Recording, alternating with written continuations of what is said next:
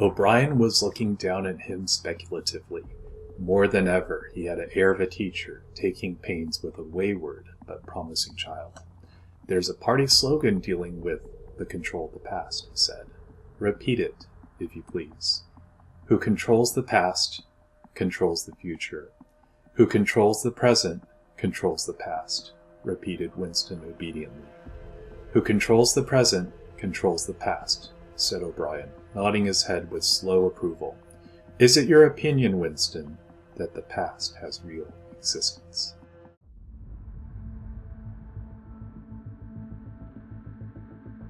I picked up a pencil and held it over a sheet of white paper, but my feelings stood in the way of my words. Well, I would wait day and night until I knew what to say. Humbly now, with no vaulting dream of achieving a vast unity, I wanted to try to build a bridge of words between me and that world outside, that world which was so distant and elusive that it seemed unreal. I would hurl words into this darkness and wait for an echo, and if an echo sounded, no matter how faintly, I would send other words to tell, to march, to fight, to create a sense of the hunger for life that gnaws in us all, to keep alive in our hearts a sense of the inexpressibly human.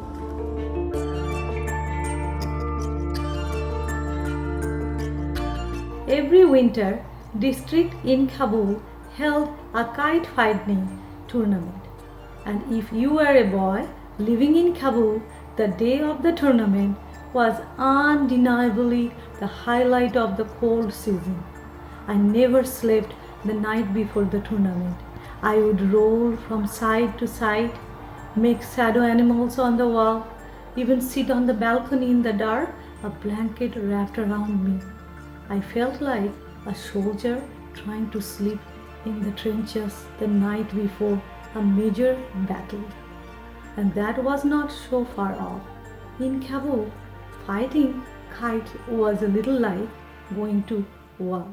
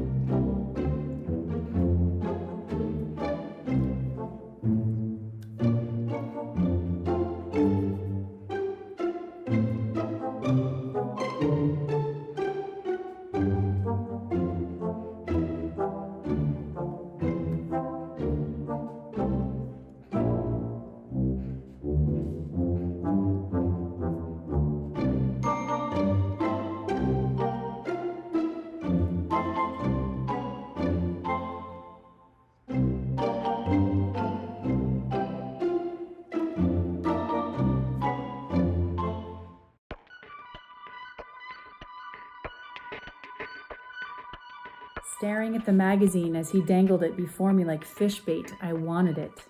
I wanted it with a force that made the ends of my fingers ache. At the same time, I saw this longing of mine as trivial and absurd, because I'd taken such magazines lightly enough once. After I'd leafed through them, I would throw them away, for they were infinitely discardable, and a day or two later I wouldn't be able to remember what had been in them. Though I remembered now, what was in them was promise. They dealt in transformations. They suggested an endless series of possibilities, extending like the reflections in two mirrors set facing one another, stretching on, replica after replica, to the vanishing point. They suggested one adventure after another, one wardrobe after another, one improvement after another, one man after another. They suggested rejuvenation, pain overcome and transcended, endless love. The real promise in them was immortality. This was what he was holding without knowing it. He rifled the pages. I felt myself leaning forward.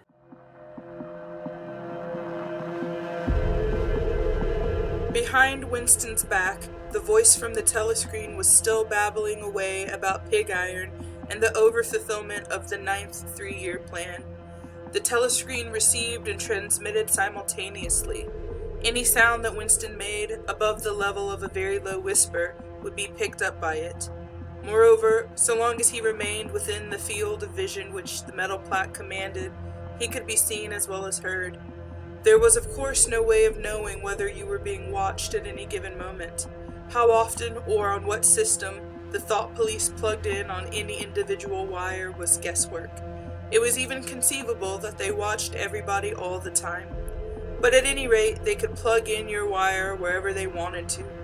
You had to did live, from habit that became instincts, in the assumption that every sound you made was overheard, and except in darkness, every moment scrutinized.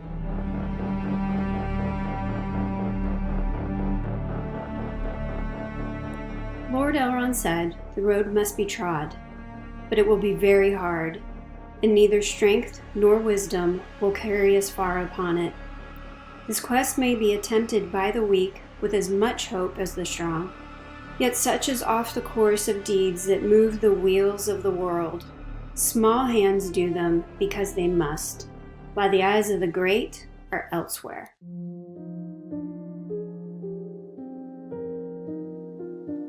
¿Qué has hecho, Esteban? Por Dios, exclamó Clara al ver a su hija cubierta de barro y sangre. Clara y Pedro II García llevaron a Blanca en brazos a su cama. El administrador había empalidecido mortalmente, pero no dijo ni una sola palabra. Clara llevó a su hija, le aplicó compresas frías en los moretones y la arrulló hasta que consiguió tranquilizarla. Después que la dejó dormitando, fue a enfrentarse con su marido. Al verla, Esteban dirigió toda su furia contra ella. La culpó de haber criado a Blanca sin moral, sin religión, sin principios, como una atea libertina y peor aún, sin sentido de clase, porque se podía entender que lo hiciera con alguien bien nacido, pero no con un patán, un cerebro caliente, ocioso, bueno para nada. Debí haberlo matado cuando se lo prometí, acostándose con mi propia hija.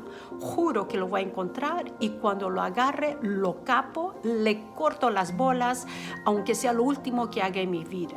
Juro por mi madre que se va a arrepentir de haber nacido. Pedro III García no ha hecho nada que no hayas hecho tú, dijo Clara cuando pudo interrumpirlo.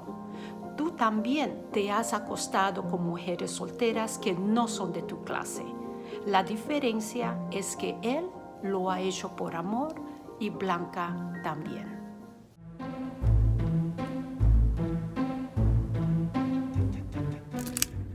Everyone must leave something behind when he dies, my grandfather said. A child, or a book, or a painting, or a house, or a wall built, or a pair of shoes made, or a garden planted. Something your hand touched some way so your soul has somewhere to go when you die, and you're there. It doesn't matter what you do, he said, so long as you change something from the way it was before you touched it into something that's like you after you take your hands away.